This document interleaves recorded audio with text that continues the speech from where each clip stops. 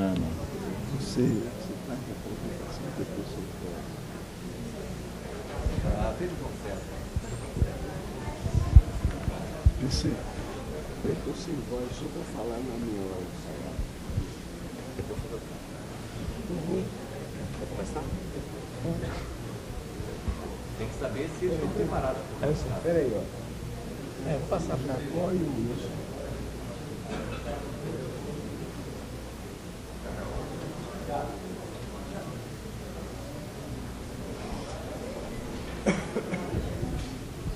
Eu vou passar a bola.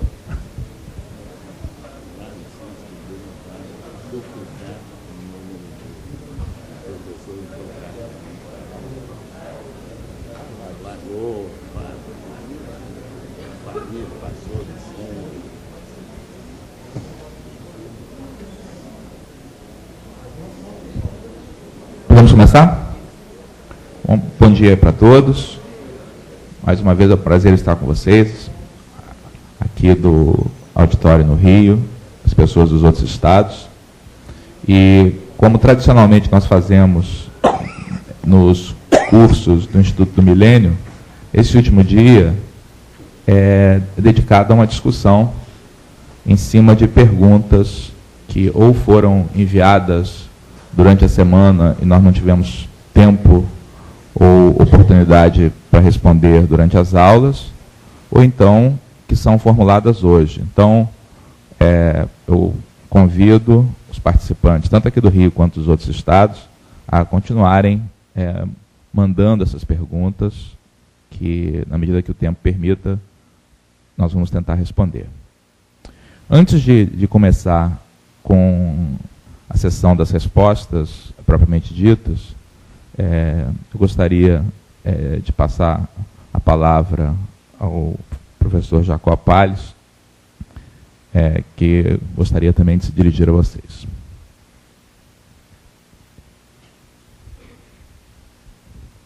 Obrigado, Paulo César.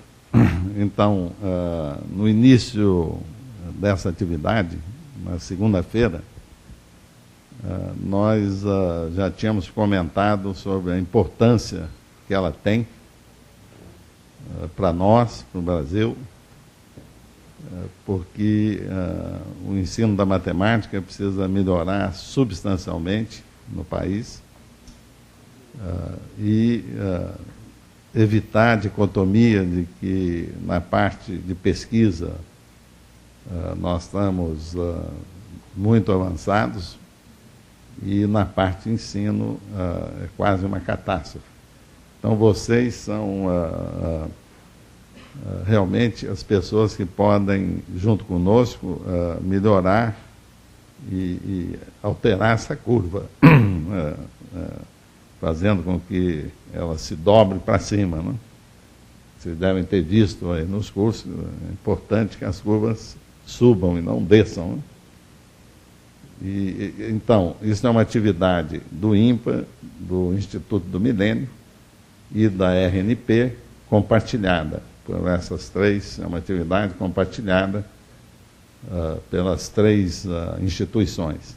Eu insisto que o Instituto do Milênio é um instituto virtual de excelência. É uma casa em que estamos todos, vocês aqui, nos 11 outros estados, e todos os professores, estamos todos juntos, mobilizados para essa tarefa importantíssima, difícil, e o programa, felizmente, é um sucesso. Em cada estado, em vez de 50 professores, hoje, em alguns deles, temos mais de 100, 80, e há pedidos para esse número crescer. Não só isso, como há demanda para 8 outros estados, no mínimo, subindo para 20.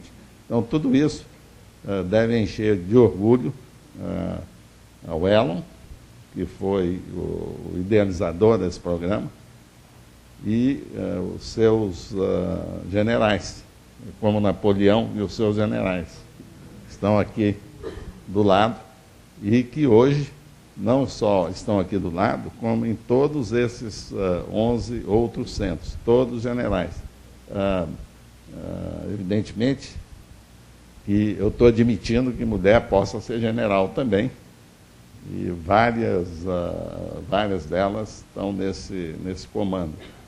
E vocês, eu não chamaria de soldados, mas de superintendentes, talvez, ou você que entende de exército um pouquinho mais do que eu. Então, é uma atividade de grande sucesso. Eu acho que comandantes de batalhões. É uma atividade de grande sucesso. Nós começamos mais devagar para ter esse sistema de videoconferência implantado, né, compartilhado com a RNP, e o sucesso é realmente muito grande. Vocês estão engajados, entusiasmados em todo o país, e a ideia é essa mesma, de formar uma grande rede nacional, que depois ela vai ser uma rede dos nós principais e multiplicadora para o interior de cada estado. Aliás, o estado do Ceará, isso já começa a acontecer, ou está planejado que aconteça, e no Paraná também. Então, eu vou passar a palavra para o Wilson Cury, da RNP, que compartilha conosco o projeto, e depois, não sei quem vai ser, o Elon, você, mesmo estando rouco, eu gostaria que você dissesse 2 palavras com esforço. E os seus generais. Bom dia a todos. A Rede Nacional de Ensino e Pesquisa, a RNP, pela 3ª vez, compartilha com o INPA dessa iniciativa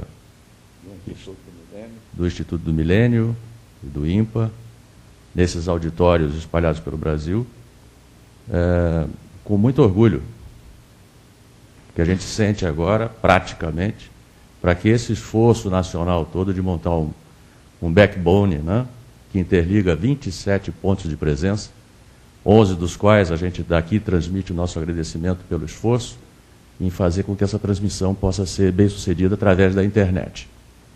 A RNP, para quem não sabe, trouxe a internet comercial para o Brasil, um projeto de pesquisa do Conselho Nacional de Pesquisas, do CNPq, e agora institucionalizado como uma organização social, trabalhando então para que essa infraestrutura possa estar servindo ao ensino e à pesquisa.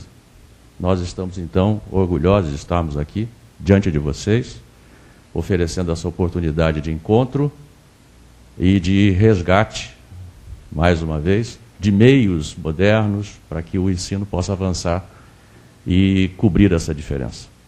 Nós somos, então, os soldados desses batalhões, estamos por trás, né, tentando fazer com que essa logística funcione.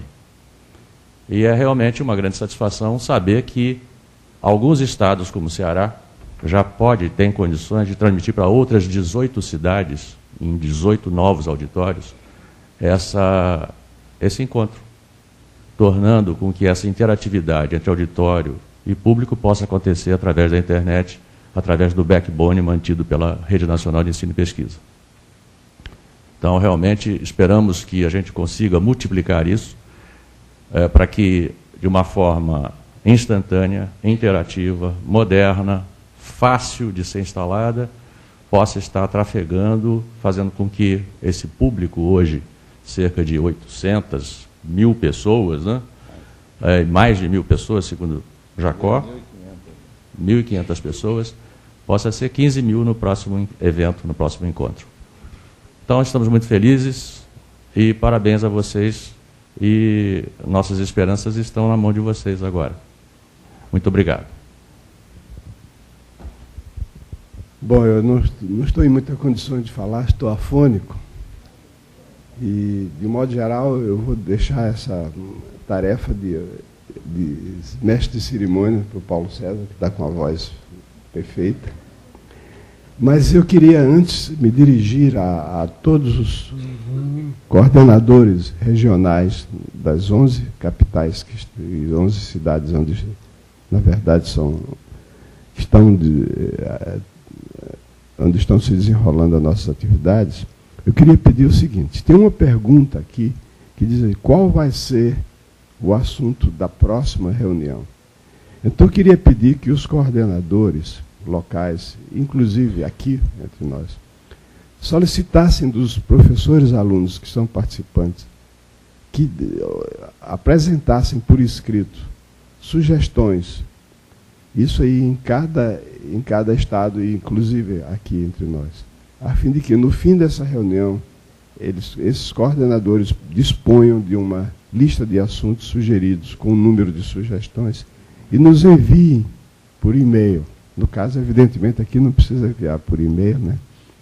Para que a gente tenha uma base a fim de tomar a decisão de que assuntos nós devemos abordar na próxima reunião. Tá?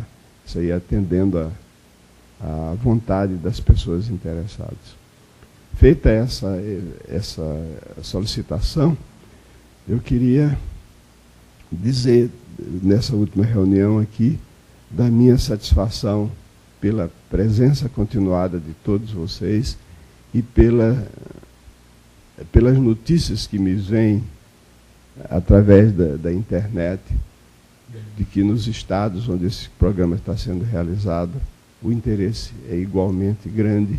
Isso é a nossa recompensa principal, saber que a gente está, de certo modo, contribuindo, não só pela palavra falada, mas também pela palavra escrita, porque o conteúdo dessas aulas vai fazer parte de um livro, cuja versão inicial vocês tiveram a oportunidade de trabalhar durante esses dias, e esse livro será aperfeiçoado, certamente, com base na nossa experiência, e completado.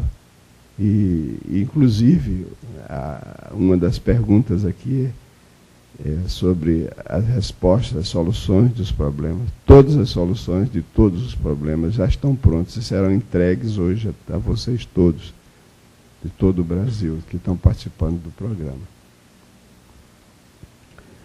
Sem dúvida nenhuma, esse programa só pode ser realizado por causa do apoio da RNP. Claro, não teria o menor sentido tentar fazer isso sem a RNP. Então, nosso primeiro agradecimento ao nosso colega Wilson, que como sempre, né, está pondo toda a sua equipe à nossa disposição.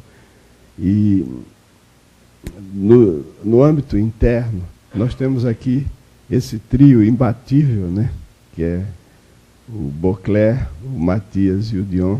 O Dion, eu estou com medo que a gente vai perdê-lo para... Ele já está falando em Projac, coisa assim, não sei o que quer dizer isso.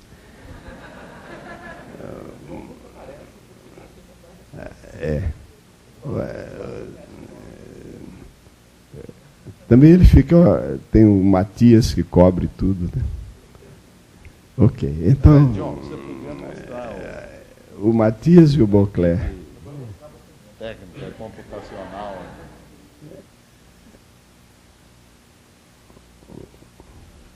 Beauclerc é o general.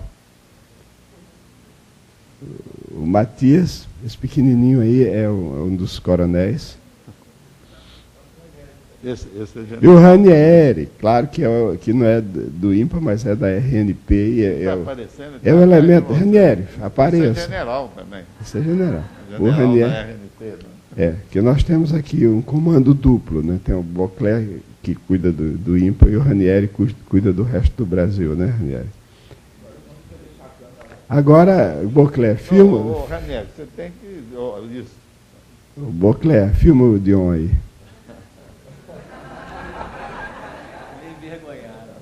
Olha, e filma o Ranieri também, que ficou se escondendo atrás de você, Beauclerc. O Dion é o representante da Paraíba aqui. E o Ranieri é representante do Paysandu. Torcedor do Paysandu. Remo? Pena. Ninguém é perfeito. Muito bem. Muito bem. Então, agradeço esse pessoal que tem uma boa vontade, que, apesar de eu ter vindo hoje, o idioma implica com camisa que tem a lista, né? Ele não aceita. Ok, então, feitas essas generalidades, essas abobrinhas iniciais, vamos começar o nosso trabalho. Então, agora, nesse momento, eu passo... Você vai se despedir da gente? Tá bom, Jacó? Obrigado por tudo, pelo seu apoio infalível.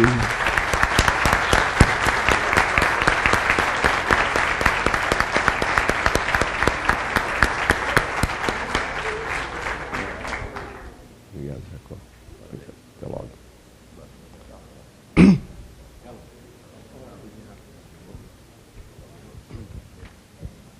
Obrigado a vocês. John, deixa eu falar uma coisinha.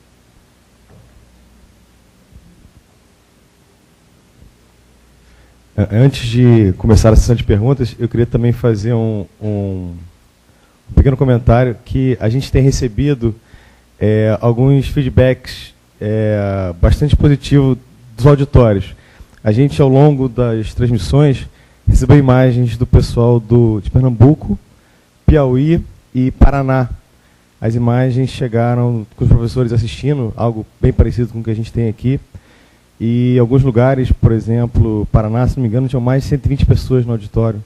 Realmente foi bastante interessante ver as imagens dos lugares remotos.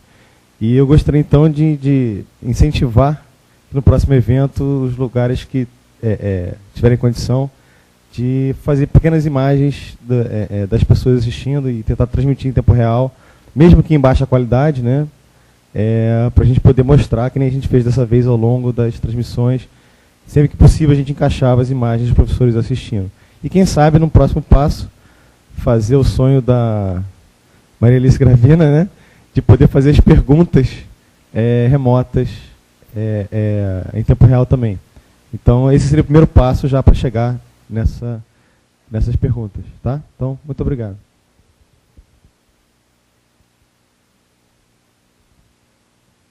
Muito bem.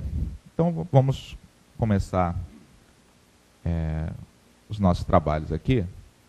E eu vou passar a palavra. O que nós vamos fazer? Nós temos uma lista das perguntas que já foram enviadas durante essa semana, né? E vamos começar a responder essas perguntas. Ao mesmo tempo, as perguntas que estão chegando agora, a gente vai organizar para tentar responder na segunda parte aí da manhã. Tá? Então, eu vou passar para o Morgado, inicialmente. Ele vai escolher algumas das perguntas que já chegaram para comentar.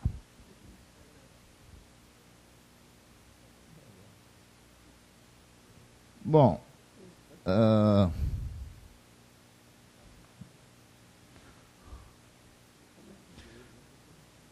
uma pergunta de Pernambuco é a seguinte: qual é a diferença entre sistema possível e compatível?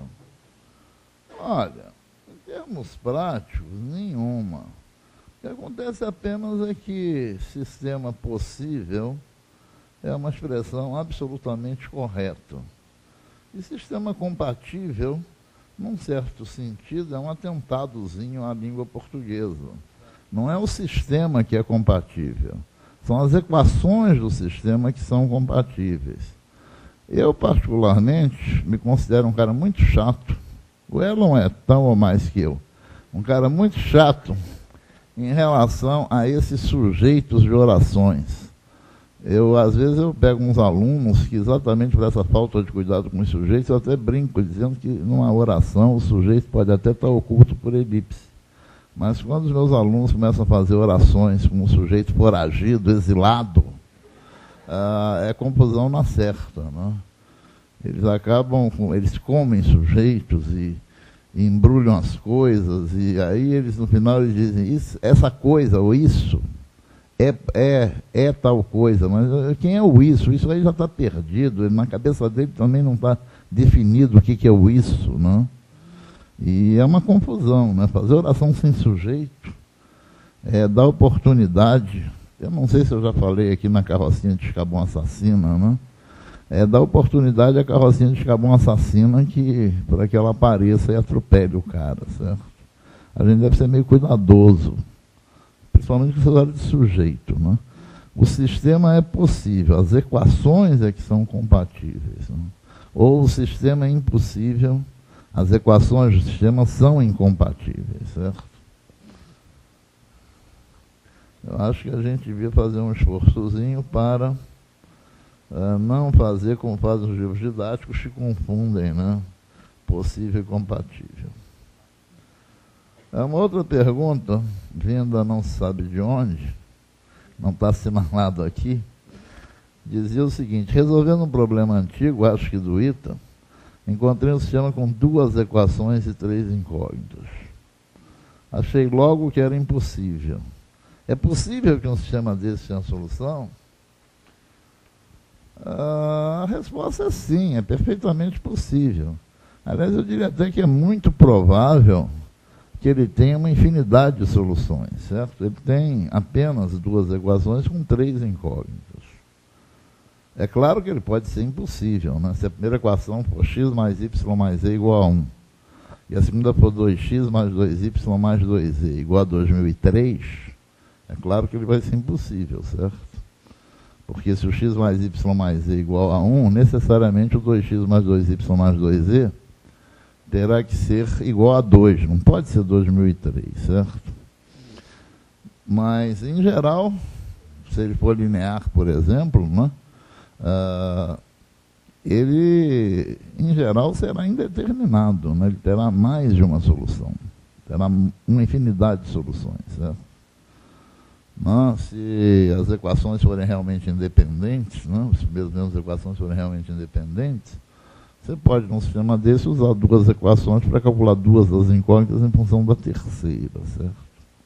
Se ele não for linear, e se você estiver trabalhando só no campo real, é perfeitamente possível até que ele seja determinado. Isso seria uma impossibilidade se ele fosse sistema linear. Você poderia ter uma primeira equação, por exemplo, no campo real, uma primeira equação do tipo x menos 1 quadrado, x ao quadrado mais y ao quadrado igual a 0. E uma segunda x mais y mais e igual a 1. Se eu estou trabalhando apenas com reais, se x ao quadrado mais y ao quadrado é 0, o que acontece necessariamente? X igual a y igual a 0. Não? O único jeito de uma soma de quadrados reais dar 0 ambos serem 0. Não? Se algum deles for diferente de 0, a soma dá positiva. E o x e o y sendo 0, a segunda equação diria z igual a 1 e o sistema seria determinado, né? Teria uma única solução. Em suma, o que acontece em geral quando você tem 2 mais incógnitas que equações é que o sistema fica indeterminado. Mas é claro que ele pode ser perfeitamente bem determinado, se ele não for linear, ou pode ser impossível. Se ele for linear, aí está excluída a possibilidade dele ser determinado, ele só tem uma solução. Se ele for linear, ele ou não terá solução alguma, terá necessariamente uma infinidade.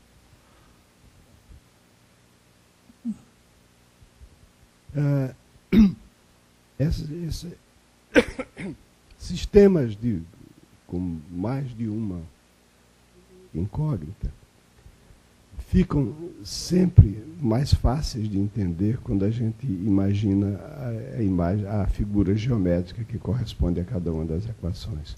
No caso de equações lineares, cada equação linear representa um plano no espaço a 3 dimensões.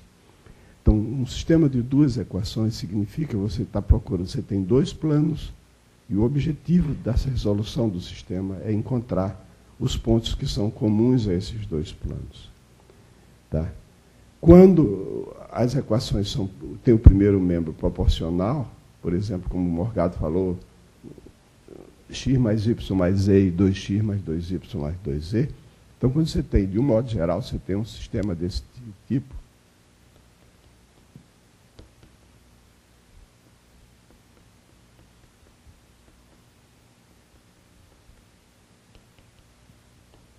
Cada equação dessa representa um plano no espaço. Os dois planos vão ser, em geral, vão se encontrar segundo uma reta.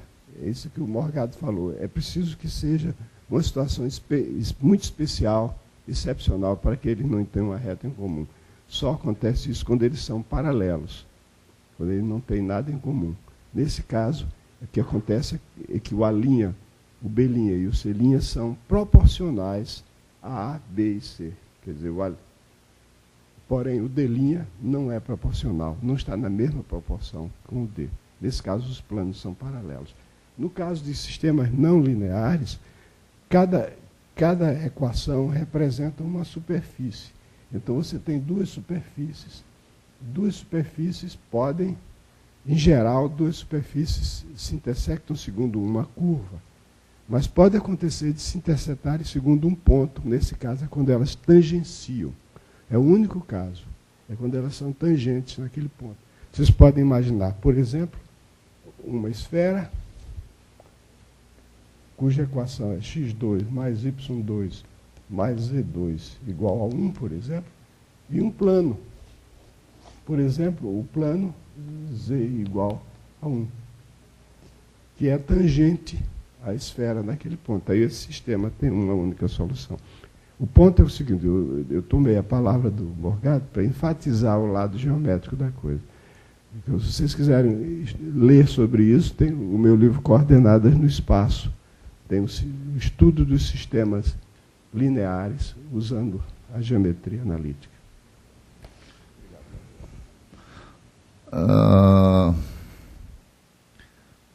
Eu vou... Espera aí só um instante, Morgado.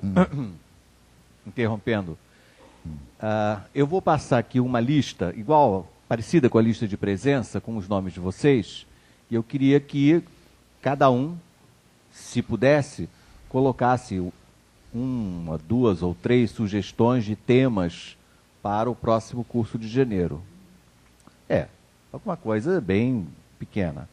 Tentando não ser assim muito genérico, tipo, eu gostaria de álgebra. Enfim. Dentro de cada grande tema, o que você realmente gostaria de ver abordado, ok?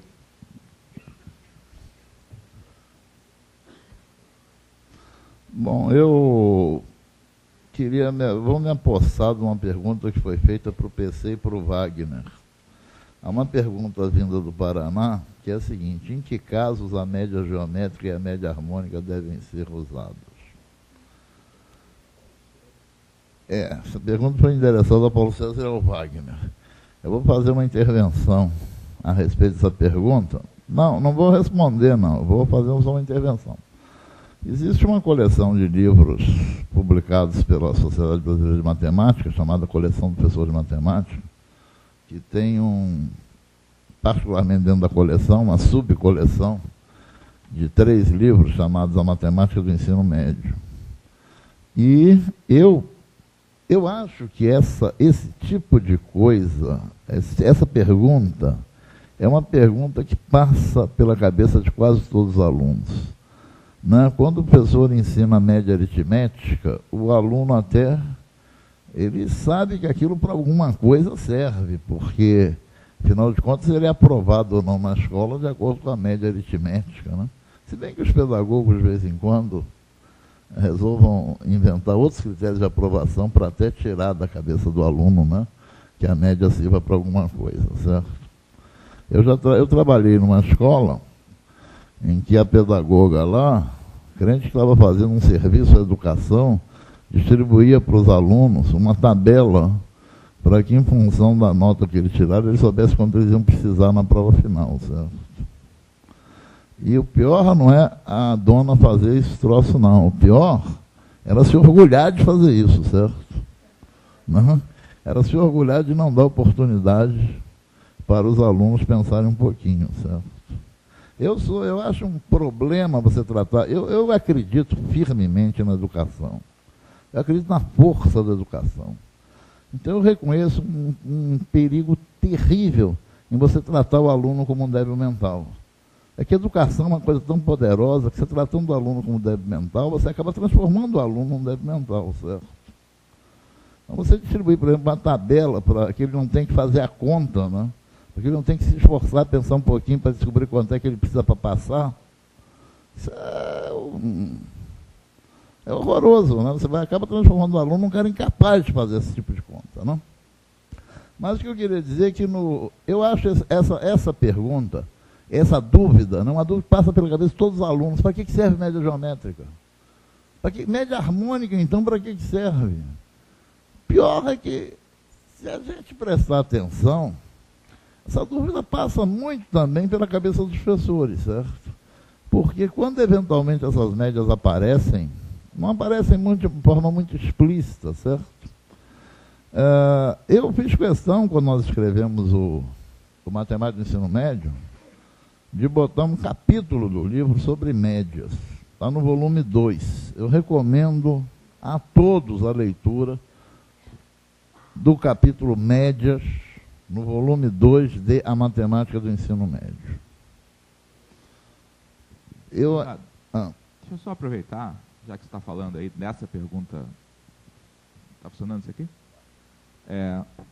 Então, já que você está falando dessa pergunta em particular, então, no volume 2, que o Morgado citou, se estudam essas médias, vários fatos interessantes a respeito delas, relações, desigualdades entre essas médias, mas pegando aí do ponto de vista de análise de dados, eu creio que o espírito aí da pergunta foi se você tem um conjunto de observações de uma variável, a gente viu que usar a média aritmética para resumir essas variáveis tem um sentido, tá? Tem uma base no fato dela minimizar um determinado medida aí de erro, tá? E está apoiada também em situações em que, quando você compara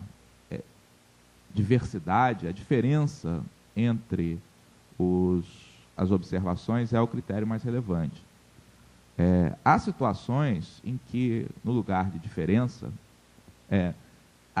os quocientes entre as observações é que são relevantes.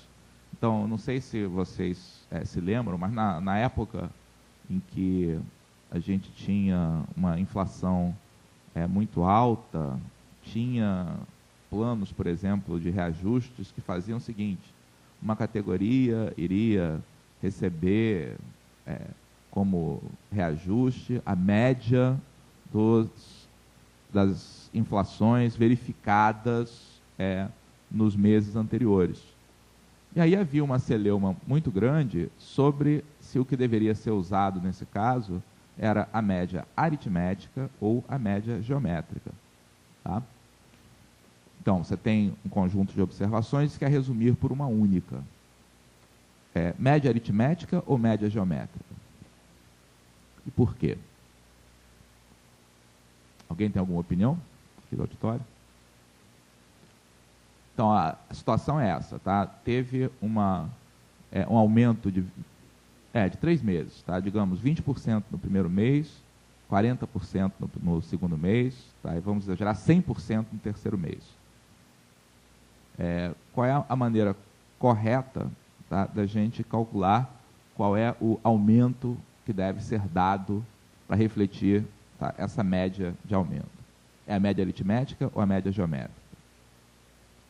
O que a gente tem que pensar nesse tipo de situação é qual é aquele elemento que, se replicado, repetido tantas vezes quanto são os elementos da coleção, melhor substitui, tá, esses números que a gente tem.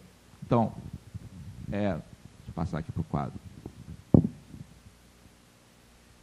Então, se eu tive, digamos, 20%, 40%, 90%, a gente podia ser tentado a tirar a média aritmética disso aqui, tá? Vai encontrar 50%. Tá? Por que isso não é a melhor ideia? Porque Porque se você usasse 50%, tá, no lugar de cada uma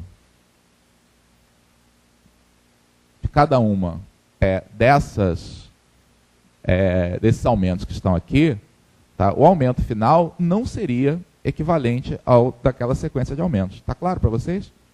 Porque se eu tenho um aumento de 20%, 40% e 90%, isso até responde a uma pergunta que está aqui na lista também. Tá? Essa questão que os alunos têm muita dificuldade com esse tipo de problema. Né? Como lidar, tá, com aumentos consecutivos? Tá? Você tem um aumento de 20%, outro de 40%, qual é o aumento combinado? Tá? Em questões de múltipla escolha, sempre a opção A tem um 60% lá aguardando. Tá? E, na verdade, essa é a maneira como a maior parte das pessoas raciocina na prática. Tá? Você pergunta para seleciona uma pessoa na rua e pergunta, se tiver 30% esse mês de aumento, mais 30% no outro, quanto é que você vai ganhar de aumento total? Tá? Garantido que a pessoa, claro que é 60%. Tá? Não é, né? Porque o que acontece é que aqui ele vai ter o seu salário multiplicado por 1,2, tá? Aqui vai ser multiplicado por 1,4, aqui vai ser multiplicado por 1,9, e se eu substituísse cada um desses aumentos por 50%, o que eu teria seria 1,5 ao cubo, que não é igual a esse produto. Então, nesse caso, qual é a média razoável para ser utilizada? É a média que substitui isso aqui. Tá? O que é que substitui isso aqui? É multiplicar tudo e extrair a raiz cúbica. Então, nessa situação, a média geométrica é mais indicada porque é a que melhor substitui esse conjunto de dados. Em análise de dados, tá, muitas vezes isso acontece. Muitas vezes você tem um certo conjunto de dados que você percebe que eles estão organizados mais do ponto de vista de quocientes do que de diferença. E aí, os estatísticos usam coisas como fazer transformações nesses dados, calcular logaritmo, por exemplo, para reduzir ao caso anterior. Isso é bastante utilizado aí nessa análise. Tá? Então, resumindo, média aritmética é bom, quando que é relevante é diferenças. Tá? Se outras coisas forem relevantes, você pode se dar melhor usando outras médias.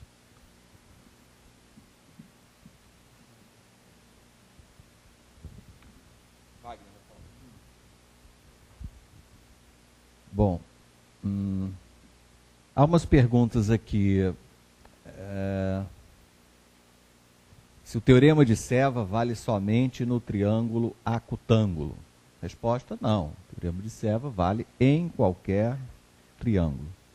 Pergunta continua. E no triângulo obtusângulo, como é que fica? Fica igual. Exatamente como eu citei. Não.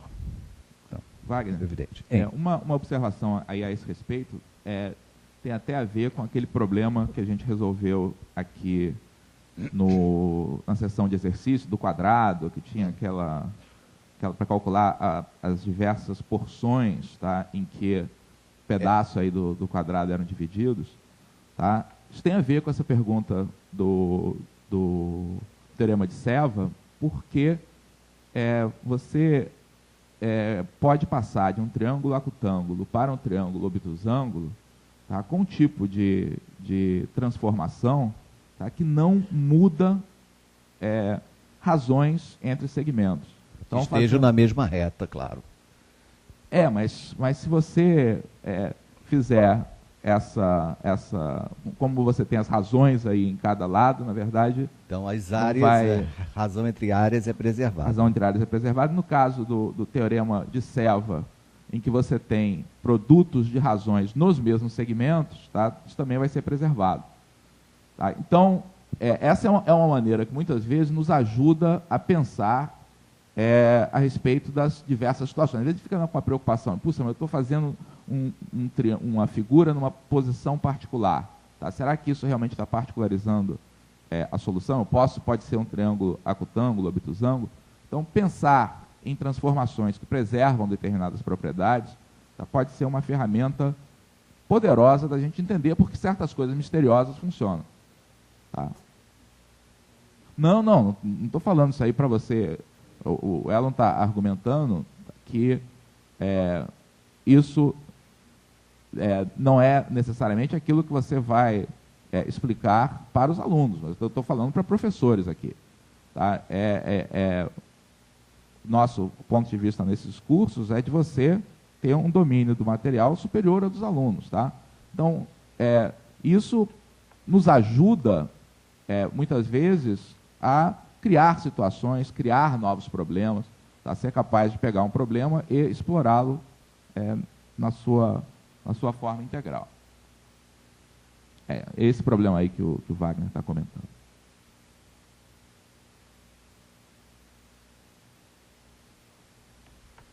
Então, o problema dado foi esse, que vocês resolveram e usaram uma particularidade aqui da figura, que é o fato desse ângulo ser reto. O problema é um quadrado de lado 1, de área 1, claro, lado 1. Aqui em cima, ponto médio. Aqui à direita, ponto médio. Então, eu pedia que eles calculassem quanto mede cada área em que o quadrado ficou dividido. Eles acharam aqui 25%, aqui 30%, aqui, quando foi 20%? Não, 20%, 20% e aqui 5%. Aí eu disse, bem, e se você, no lugar de um quadrado, se você tivesse um paralelogramo de área 1 e fizesse a mesma coisa? Ponto médio, ponto médio. O que você pode dizer a respeito dessas áreas? E a resposta é exatamente a mesma. Aqui continua tendo 20% da área total, aqui 30%, aqui 25% aqui. É exatamente a mesma.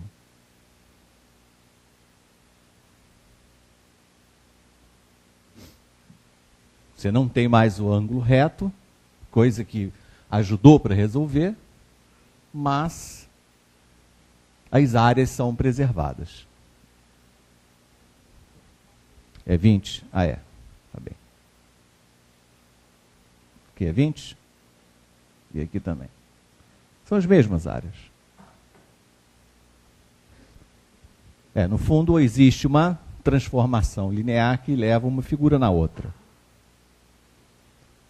Agora, é possível resolver diretamente esse problema sem ter visto o caso anterior, sem saber absolutamente nada de transformação. Resolver mesmo o problema diretamente nessa figura.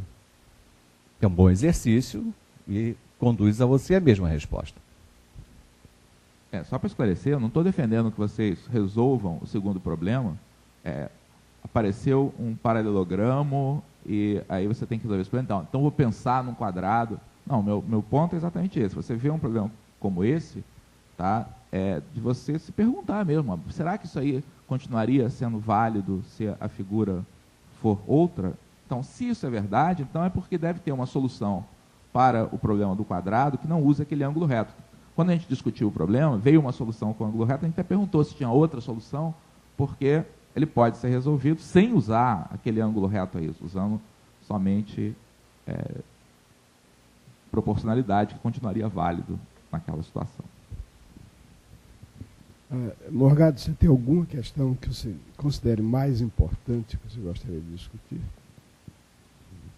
Eu gostaria, sim. Eu sei que você gostaria de discutir todas, mas não, mas escolha uma que você considere mais interessante de discutir, principalmente se tiver relação com outras. Não, são muito rápidas. Eu queria, antes de responder uma pergunta, fazer uma pergunta. Uma equação, por exemplo, feita 2x igual a 6, qual é a solução dessa equação? A solução é o valor de x igual a 3, não 2x igual a 6. A solução é x igual a 3. A solução da equação 2x igual a 6 é x igual a 3. A solução dessa equação, por acaso, seria o conjunto formado pelo número 3?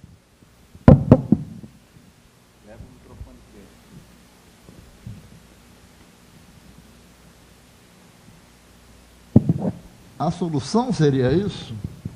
Claro que não, isso aí você não pode nem substituir, já imaginou? 2x igual a 6, 2 vezes esse conjunto igual ao número 6, não tem sentido algum. Uma coisa que eu me revolto em relação a esses livros didáticos aí, é que eles perguntam uma coisa e respondem outra. O cara manda calcular o valor de x e dá para a resposta um conjunto.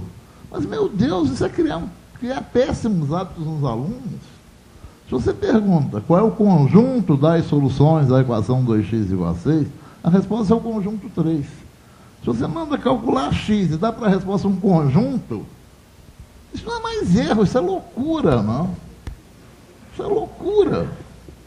Eu estou falando isso porque disseram aqui, fizeram pergunta assim, pergunta vinda da União Oeste. Por que o conjunto de solução do exemplo dado na aula, um sistema impossível, não poderia ser vazio? Não há a menor dúvida. Se o sistema é impossível, o conjunto solução é o conjunto vazio. Mas o problema é que ninguém perguntou qual era o conjunto de solução. A gente mandou foi calcular os valores das incógnitas. Não, ninguém mandou calcular o conjunto de solução. E é um péssimo hábito nos livros isso, eles perguntarem uma coisa e responderem outra. Certo? A gente não deve ser cuidadoso com isso para não criar maus hábitos nos alunos. E também uma outra pergunta aqui de Pernambuco. Não seria mais correto dizer que o sistema é possível indeterminado? Somente indeterminado não passaria a ideia que não se conhece a natureza das soluções? Olha, meu ponto de vista é o seguinte, você dizendo que é possível indeterminado, você está apenas fazendo um pleonasmo, não? Se você diz que ele é indeterminado, ou seja, que ele tem infinitas soluções, é claro que ele tem alguma solução. Isso é um pleonasmo. Não acho que pleonasmos devam sempre ser evitados, não. Mas vale repetir por questões de clareza do que omitir, certo? Não acho que isso seja condenável, não. Mas não vejo a menor diferença entre você dizer que é possível indeterminado ou dizer apenas que é indeterminado. Somente indeterminado não passaria a ideia que não se conhece a natureza das soluções? Caímos naquela coisa que eu falei aqui também algumas vezes. Não? Nunca, num problema, a resposta pode ser indeterminada. Indeterminado não é resposta, indeterminado é comentário. Você, quando diz que o sistema é indeterminado, você está dizendo que ele tem muitas soluções.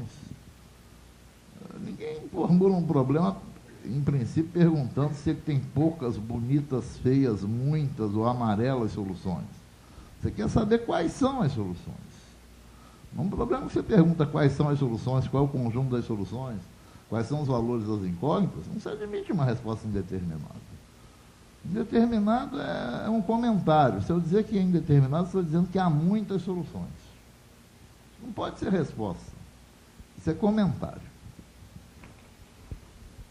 E qual deve ser a resposta? Nós fizemos um aqui, que nós vimos que a segunda equação era uma cópia da primeira, um sistema de duas equações e duas incógnitas, e nós encontramos, então, que no fundo só havia uma equação, que era x mais 2y igual a 1, se não me falha a memória. A resposta deve ser que pode ser, né, todos os valores de x e y, tais que x mais 2y igual a 1 são soluções, ou a solução do sistema é formada por y arbitrário e x igual a 1 menos 2y. E variações desse tipo. Né? Ao você simplesmente responder é indeterminado, você passa para o teu aluno a ideia de que quaisquer valores de x e y podem ser soluções. Né? O que absolutamente não é verdade. Né? E você cria um mau hábito, que é o cara sair contornando as coisas. Né? Você perguntou quais eram as soluções e o cara não respondeu. Né? Um comentário aí que eu acho que talvez o que seja mais grave nesse tipo de situação é justamente a inconsistência de muitos livros. Os mesmos livros que insistem que um problema que tem uma única solução, que o aluno escreva conjunto de solução igual ao conjunto cujo único elemento é 3, tá? Perdem a oportunidade de usar aqui uma situação em que exprimir o conjunto das soluções até podia ser útil. Né? Então, ele insiste em dizer que esse, no caso trivial, é o conjunto cujo único elemento é 3, e vocês, como professores, vão tirar lá o 0,1 do aluno que chegar ao x igual a 3, aí, e não colocar o s igual ao conjunto cujo único elemento é 3. Né? Então, o Morgado está fazendo é um convite para vocês não fazerem isso, tá? Isso é um desestímulo, aí você... Paulo César, vou fazer um comentário também. Só terminando. E tudo bem, então se você quer habituar o aluno até exprimir o conjunto das soluções, é algo que você até pode fazer, desde que não exagere nisso, mas então aproveita isso para a situação que o sistema é indeterminado, em que a gente, de uma certa forma, quer dizer, o que o Morgado estava dizendo a respeito dessa solução do sistema indeterminado era escrever um conjunto, né? Não tem muito jeito. Eu queria comentar a respeito de sistemas indeterminados. Os livros e os professores, naturalmente, que utilizam esses livros, têm uma tendência quase que irreprimível de atribuir uma importância enorme aos sistemas que têm uma única solução e menosprezarem os sistemas chamados indeterminados, que têm infinitas soluções. Na prática, entretanto, é muito mais importante, é muito mais interessante a gente ter um sistema indeterminado do que um sistema determinado. Sistemas indeterminados você pode indagar questões adicionais. Por exemplo, aquele sistema que o Morgado falou, achar todas as soluções inteiras dessa solução, desse problema. Aí você pega, exprime y em função de x, vai dar uma fração de x mais um número, e você vai saber quais são os valores de x para os quais o y, os valores inteiros de x para os quais o y também é inteiro. Ou então você pode perguntar, quais são as soluções desse sistema em que x e y são ambos positivos? É uma série de perguntas que você pode fazer e que nunca, jamais são feitas. Essas perguntas adicionais tornam o assunto muito mais interessante, põem desafios para os alunos e estimulam o pensamento, o raciocínio. E mais ainda, prepara-os para situações práticas. Bom, você vai propor alguém para falar? Eu ia falar, deixa eu responder duas perguntas aqui, ainda relacionadas específicas sobre estatística. Depois eu passo lá para o Wagner. Houve duas perguntas relacionadas que eu queria responder. Uma delas do Paraná é por que o desvio padrão usa a média da amostra. E tem uma outra pergunta de Pernambuco, que o Pedro José pergunta como é que se pode facilitar para o aluno entender a fórmula do desvio padrão sem que ela seja jogada, imposta. As perguntas estão relacionadas e a gente acabou fazendo isso um pouco corrido ontem, tá? Mas as coisas estão relacionadas e há uma razão forte para isso. Voltando à questão das médias, por que usar uma média? Você quer substituir o seu conjunto de observações por uma outra que seja mais característica. Como é que você mede o fato dela ser ou não mais característica? Elegendo uma certa forma de medir o erro cometido quando você substitui esse conjunto de observações, tá, por essa observação única. Como é que você mede esse erro cometido? Uma das maneiras de medir é calculando o quadrado do erro de cada observação em relação a esse resumo que você está aqui tentando criar e tentando fazer esse erro o menor possível. Tá? O que acontece é que a média é exatamente quem torna esse erro o menor possível quando você escolhe o erro quadrático. Então, a razão pela qual, normalmente, ao calcular o desvio padrão, a medida resumo utilizada para a tendência é a média, que elas estão relacionadas. Tá? Você está justamente usando a média porque você está pensando em usar desvios quadráticos, tá, como a maneira de verificar se uma determinada medida é melhor ou pior do que a outra. Tá? Então, é por isso que essas duas medidas aparecem sempre aos pares. Tá? Quando você usa média, em geral, você usa o desvio padrão, tá, para medir a variação dessa amostra. Eu vou propor que a gente passe de agora em diante a palavra para o Wagner, que ele vai ter que sair mais cedo. Então ele responde todas as perguntas dele. Que ele pode... Vamos lá. Uma pergunta que veio ontem, quando eu mostrei a solução do problema de geometria que nos foi mandada pelo pessoal do Rio Grande do Sul. Perguntaram em que programa foi feito aquilo. Aquilo foi feito no Cabri. Cabri. É um programa francês. Ele quer dizer um caderno de rascunho interativo. Já está traduzido para o português. E vocês podem encontrar na PUC de São Paulo, Pontifícia Universidade Católica de São Paulo.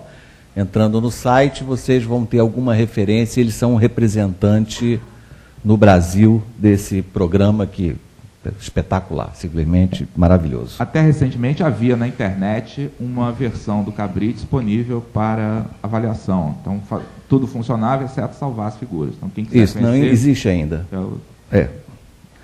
Ainda existe. Bom, isto foi. A professora Eulália pergunta quando e como foi provado que π é irracional e qual matemático fez essa demonstração.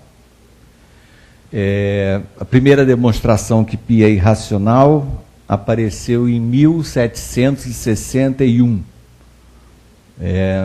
Publicado lá nos Anais da Academia de Ciências de Berlim, por um matemático suíço chamado Johann Lambert. Esse indivíduo, que era um matemático que deu diversas contribuições excelentes, ele trabalhou justamente na Academia de Berlim com Euler, por 2 anos. Uns anos antes, Euler já havia demonstrado que o número E era irracional. E Lambert, então, provou que π é irracional. Na verdade, ele provou o seguinte. Ele provou que se x é racional e existe tangente de x, então tangente de x é irracional.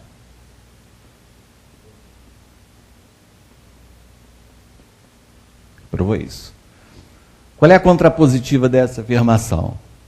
Que se tangente de x não é irracional, quer dizer, é racional, então x não é racional, quer dizer, é irracional. Ocorre, entretanto, que tangente de π sobre 4 é 1, que é racional. Portanto, π sobre 4 não é racional, tampouco π pode ser racional. Então, isso foi publicado no ano de 1761.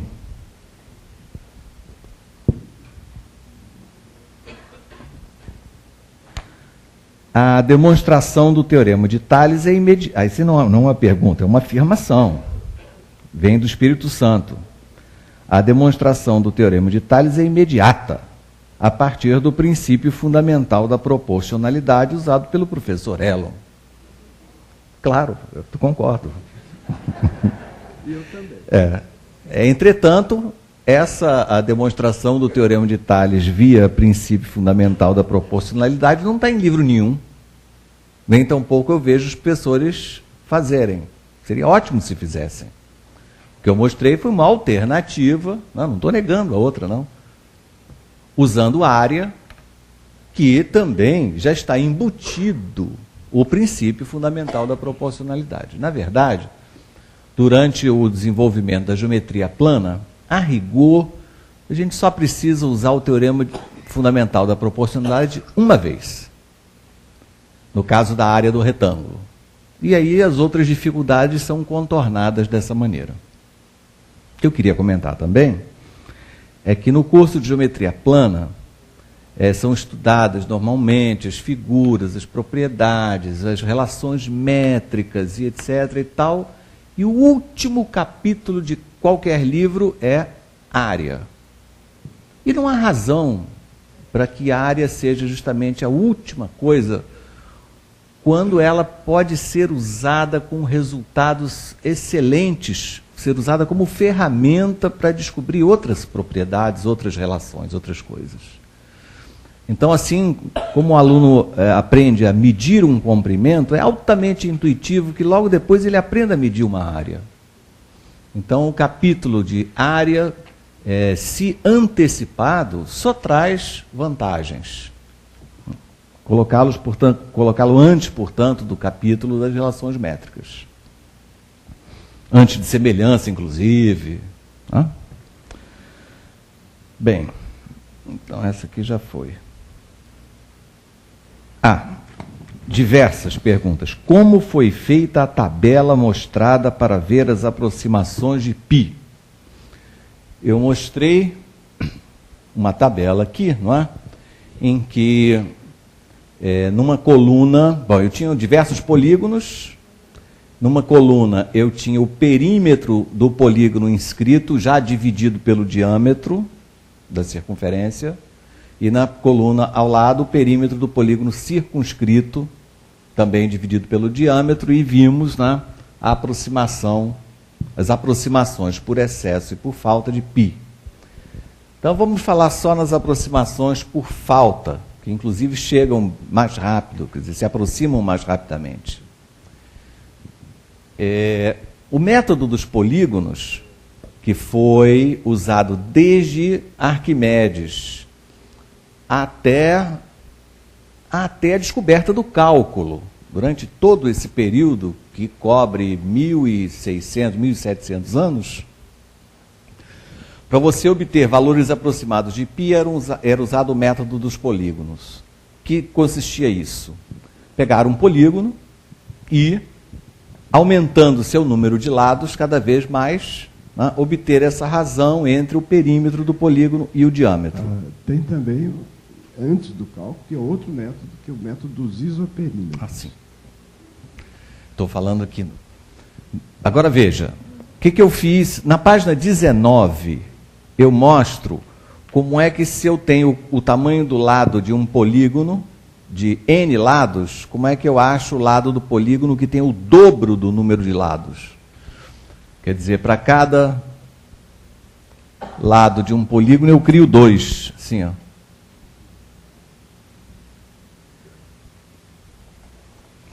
Então, o lado do polígono que tenha n lados, a gente vai chamar assim, L índice n, o lado do polígono que tem o dobro do número de lados.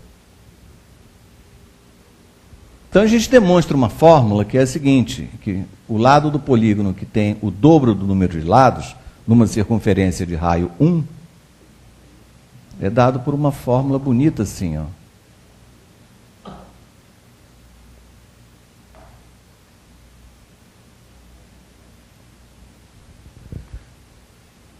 Está lá na página 19, não é difícil de chegar aqui.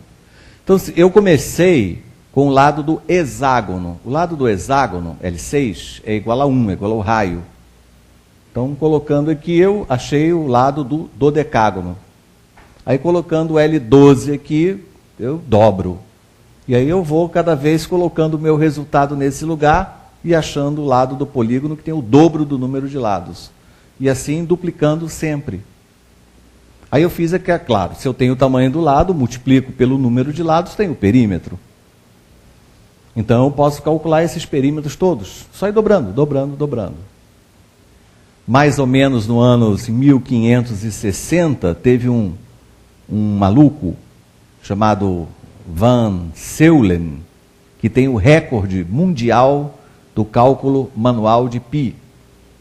Ele chegou a um polígono de mais de 1 trilhão de lados, calculando manualmente. E com isso, ele chegou a cerca de apenas 30 casas decimais de π. Com um polígono de mais de 1 trilhão de lados. Para vocês terem uma ideia que essa aproximação é lenta pelo método dos polígonos. Quando ele conseguiu calcular 30 e poucas casas decimais de π corretamente, morreu, naturalmente. E a viúva mandou gravar na sua lápide, está lá em Dresden, a sua tumba com o número de pi desse recordista mundial. Depois, com o cálculo, as coisas, né, se tornaram mais fáceis.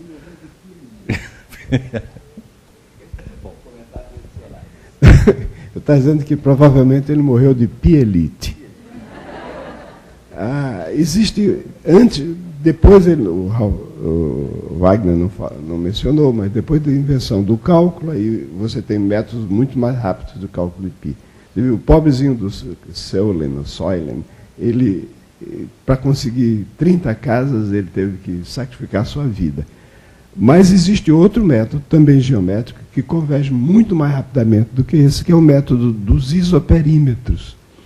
Em vez de você manter o raio do círculo fixo, você mantém o perímetro, você tem um polígono, e você considera o polígono de mesmo perímetro que tem o dobro de lados, número de lados que o anterior.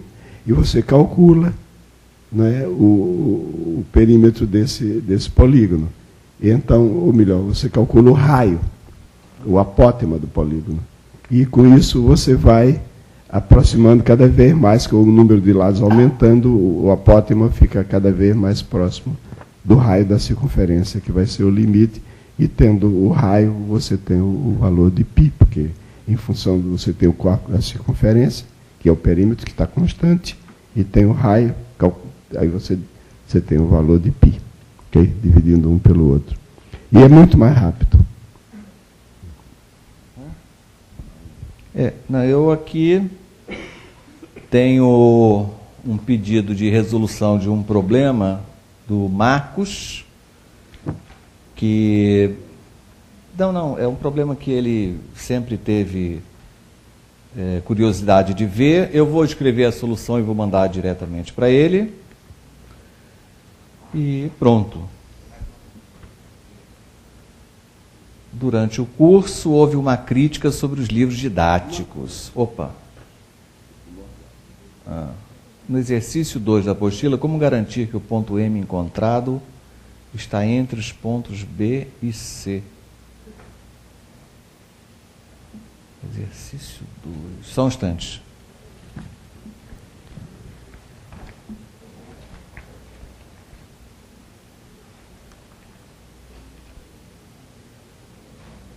Puxa, no exercício 2 não há nem ponto B nem C. Não entendi.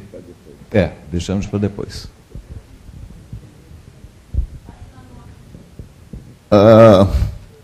Durante o curso, houve uma crítica sobre os livros didáticos. Então, qual o material e o método mais apropriado para se trabalhar no ensino básico?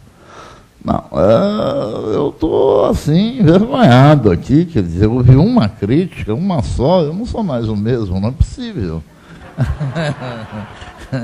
Houve muitas. Mas não é verdade. Embora... aí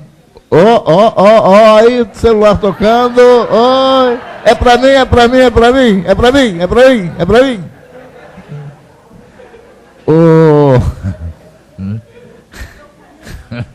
Pois eu estou sentado, né? Mas o bom processo é você ir direto para a pessoa pulando. Aí ela leva um susto que...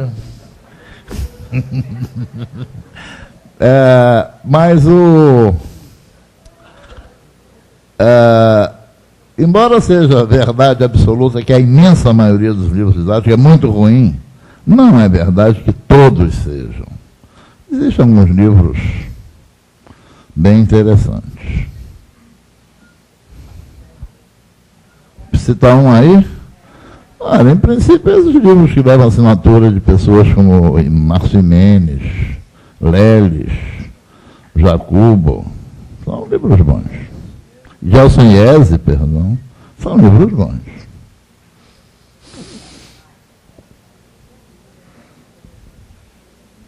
Sim, agora eu entendi que o exercício é resolvido.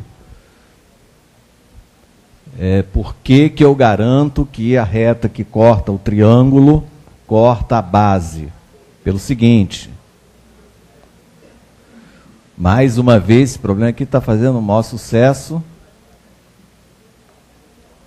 O problema era, claro, né, traçar pelo ponto P uma reta que divida o triângulo em duas partes de mesma área. A pergunta é por que eu tenho a certeza que essa reta vai cortar ABC, não vai cortar aqui, esse lado?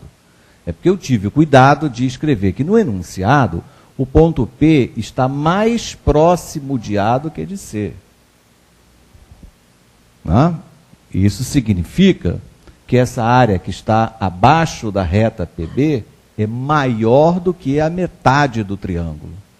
Consequentemente, qualquer reta que divida o triângulo e deixa do lado direito a metade também tem que cortar BC. Ok? Então, pelo fato que eu disse que o ponto A está mais próximo de A do que de C, o ponto P está mais próximo de A do que de C, então a reta que resolve o problema corta BC. Se o ponto P estivesse exatamente entre A e C, então a solução seria a mediana. Se o ponto P estivesse mais próximo de C do que de A, aí a reta teria que cortar o lado AB. Mais alguma coisa? Paulo César, tem algum comentário a fazer? Tchau. Se não tem, eu vou fazer os meus. Vou começar. Estou recebendo algumas respostas já para...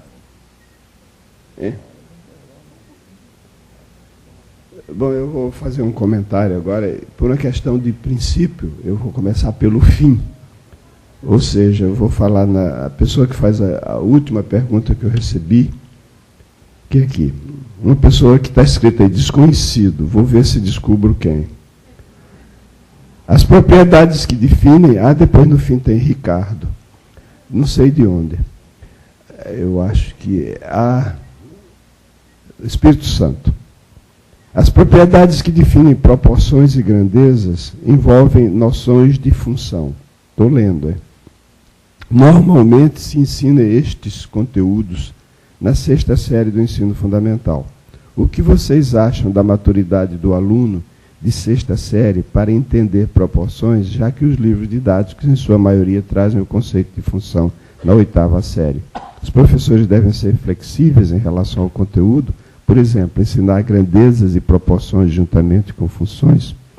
Eu acho que não há necessidade nenhuma da pessoa desenvolver um estudo sobre funções bijetivas, injetivas, inversa, imagem direta, imagem inversa, para estudar proporção.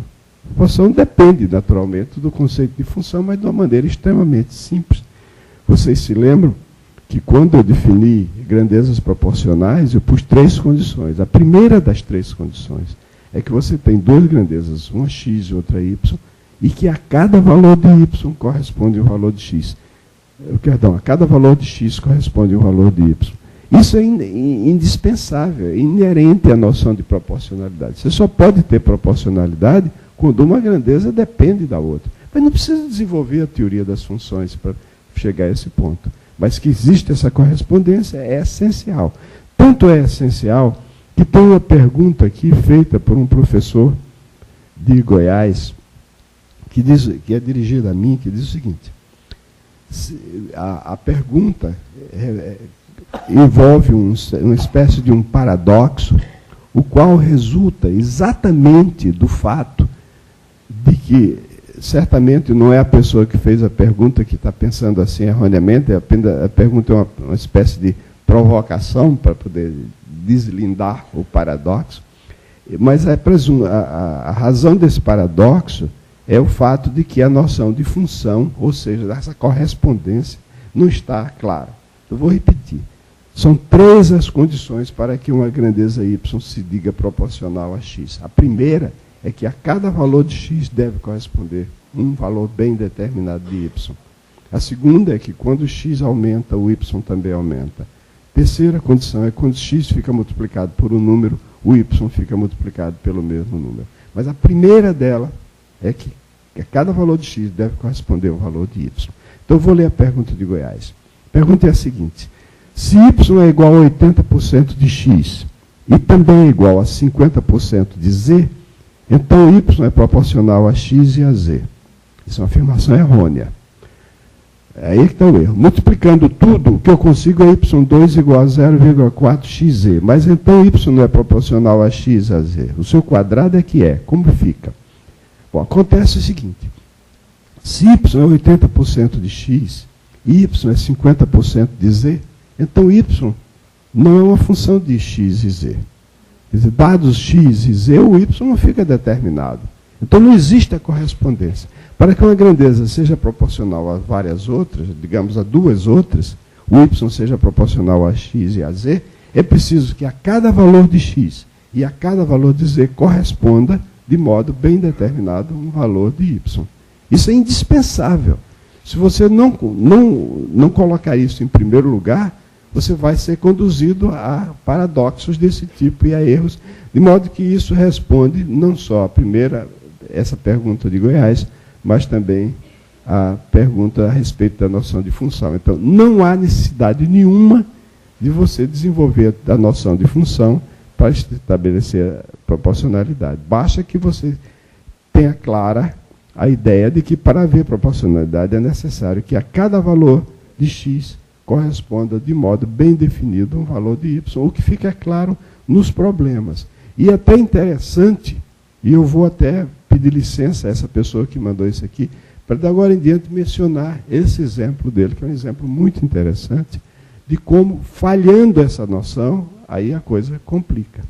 Né? Não sei se você quer falar. Vamos fazer um intervalo. De quantos minutos? A gente volta, então, 15 para as 11. Para as 11. 15 para as 11.